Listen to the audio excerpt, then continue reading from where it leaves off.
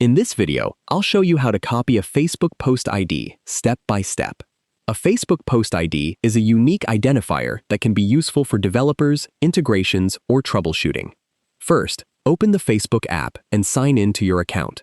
Go to your profile, page, or group and find the post whose ID you want to copy.